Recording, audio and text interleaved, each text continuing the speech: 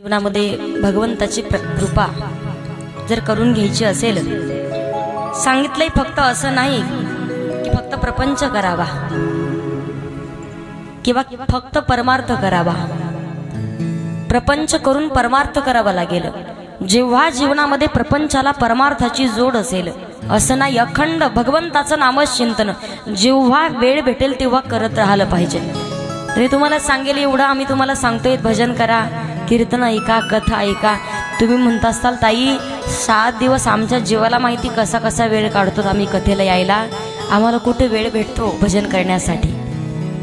मला सांगा महिला मंडळी, किती जरी काम असलं, कितीही काम असू द्या, पण फक्त 5 मिनिट तर निघत असतील तुम्हाला स्वतःसाठी. 5 मिनिट, फक्त 5 मिनिट जरी दिवसभरातून स्वतःसाठी देता जरी आले ना, 5 मिनिटं फक्त जप करत बसा. फक्त नित्यनेम का करायचा? नित्यनेम नामी ते प्राणी दुर्लभ, लक्ष्मी वल्लभ तयाजवळी. भगवान परमात्मा तुमच्या जवळ असेल, पण फक्त 5 मिनिट स्वतःला द्या. हे बाबांना सांगितलं, बाबा तुम्ही रोज पाहिलं तर रोज दिवसभर तुम्ही दुकानामध्ये बसलेलं असता, रोज दुकानामध्ये बसता, स्वतःसाठी वेळ कधी देत नाहीत. लेकरांसाठी प्रॉपर्टी, गाड्या, बंगले सगळं काही तुम्ही कमवून ठेवलंय, पण मला सांगा शेवटी जाताना तुम्ही किती गाड्या आणि किती बंगले सोबत घेऊन जाणार आहेत? किती पैशाचं गाठोडं कमवून ठेवा, पण शेवटी जाताना घेतलेल्या शेतामध्ये सुद्धा आपल्या अंत्यविधी करत नाहीत. सार्वजनिक स्मशानभूमीमध्ये अंत्यविधी आहे, तिथं सुद्धा जागा नाही. एकाच ठिकाणी सगळ्यांची जागा, एकाच ठिकाणी सगळ्यांची विधी केली जाते. किती पैसे कमवा, पण शेवटी आपल्या सोबत येणारे फक्त भगवंताचं नामस्मरण. आणि ज्यानं स्वतः भगवान परमात्माचे मी वारकरी आहे, मला सांगा किती सोनं नाणं असू द्या, किती जरी सोनं असलं ना, मुली रडतात, लेकी रडतात, पण अगोदर सोनं काढून घेतात, रडता रडता सोनं काढून घेतात, वाटून घेतात. तिकडेही वाटणीमध्ये भांडणं, इकडे आई वारली, आई वडील सोडून गेलेत, अंत्यविधी करायचं, सगळेजण रडतात आणि या बहिणी भावांचे भांडणं लागतात. काऊन तर हे सोनं, एक झुंबर मला पाहिजे, दुसरी म्हणती नथनी मला पाहिजे. आईने मला टापस करून देऊन गेली होती, एकीने नथनी, मासोळ्यान पाकोळ्यान असतात ना काहीतरी, तिकडे भांडणं लागतात. पण शेवटी एकच दागिना आपल्या सोबत येतो, पहा कोणता दागिना? पवित्र तुळशीची माळ. हा आपला ओरिजिनल खरा दागिना आहे. मला सांगा एका पतीनं, मला सांगा एका पतीचं तुम्ही मंगळसूत्र जेव्हा गळ्यामध्ये परिधान करतात, आयुष्यभर सांभाळण्याची जबाबदारी तुमच्या मालकाकडे असते. खरंय की नाही? एकदा का 7 फेरे घेतले, आयुष्यभर त्या मालकाला सांभाळावं लागतं. मग जगाचा मालक भगवान परमात्मा माळ रूपी दागिनं मंगळसूत्र जर गळ्यामध्ये घातलं तर जन्मोजन्मी का सांभाळणार नाही? तो जगाचा मालक भगवान परमात्मा हा तरी एका जन्मीचा पती आहे, पण जन्मोजन्मी पती म्हणून सोबत राहणारा भगवान परमात्मा, त्याचं भजन करायचं आहे. बाबाला म्हटलं, बाबा दिवसभर मी पाहते तुम्ही दुकानामध्ये बसलेला असतात, भजन करता कधी?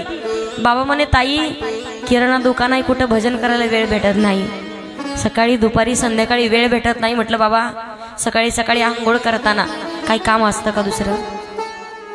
जेव्हा आंघोळ करतानाच्या वेळेला तुम्ही रोज पहिला तांब्या आंघोळीचा डोक्यावरती टाकला, तो पहिल्यापासून सुरू करायचं. देवाची द्वारी उभा क्षण भरी, तेने मुक्ती चारी साधिल्या, हरी मुखे मना, हरी मुखे मना, हरी मुखे मना, हरी मुखे मना, पुण्याची गणना कोण करी. हरिमुखी म्हणा, पुण्याची गणना. एक बाई होती, 5 जणी गेल्या शिटीमध्ये पाहायला गेल्या, आळंदीवरून दर्शनासाठी गेल्या आणि पुण्यामध्ये गेल्या. विचारलं, मैरा दाका काय उंच उंच बिल्डिंगी दिसतात हो? नजर पुरत नाही. टोपी घातलेला माणूस म्हणतो टोपी पडेल आपली, एवढ्या उंच उंच, नजर पुरत नाही, एवढ्या मोठ्याला बिल्डिंग आहेत. केसरा काकू काय म्हणते, मग तुम्हाला माहित नाही का राधा का? म्हणूनच हरिपाठात म्हणतात पुण्याची गणना कोण करी. पुण्याची नाही, पुण्याची गणना कोण करी. कधी हरिमुखे म्हणा, हरिमुखे म्हणा, भगवंताचं नामचिंतन. बाबाला म्हटलं, रोज बाबांनी आंघोळीचा नित्यनेम चालू केला. आंघोळीचा पहिला तांब्या टाकला, देवाची द्वारीपासून हरिपाठ चालू करायचे. पूर्ण हरिपाठ बाबा आंघोळ होईपर्यंत म्हणायचे. सवय लागली, 5 मिनिटामध्ये हरिपाठ व्हायचा. आंघोळ होईपर्यंत हरिपाठ व्हायचा, नित्यनेम चालू होता. बाबांचा जीव निघून गेला, पण माणसाला जीव निघून गेल्याच्या नंतर शेवटची एकदा आंघोळ घालतात पहा, घालतात ना शेवटची. ती बी घरात नाही घालत, दारात घालते. शेवटची आंघोळ सुद्धा कुठे आहे? बाथरूम मध्ये नाही. किती लाखाचं बांधलंय ते नाही विचारत कोणी, दारामध्ये. जे दिशेने ज्या दिशेने पाणी जाणे व्यवस्थित त्या दिशेने घालते. फरशीवर कोण नाही बसवत तुम्हाला, कुठंच आपली सत्ता नाही. जेव्हा गेल्याच्या नंतर माणसाला आंघोळ घालतात, बाबांना पहिला तांब्या गेल्याच्या नंतर उचलला, आंघोळ घालण्यासाठी पहिला तांब्या घेतला, बाबांच्या डोक्यावर टाकला. नित्यनेमाचा फायदा असा, बाबांनी परत हरिपाठ चालू केला देवाची द्वारीपासून. तर पूर्ण हरिपाठ बाबा म्हटले आणि शेवटच्या श्वासाला हरिपाठ म्हणून म्हाताऱ्याचा जीव गेला. सांगायचंय काय? जीवनामध्ये नामचिंतन केल्याचा फायदा आहे. नामस्मरण जेव्हा जीवनामध्ये कराल, नक्कीच भगवंताची कृपा झाल्याशिवाय राहत नाही.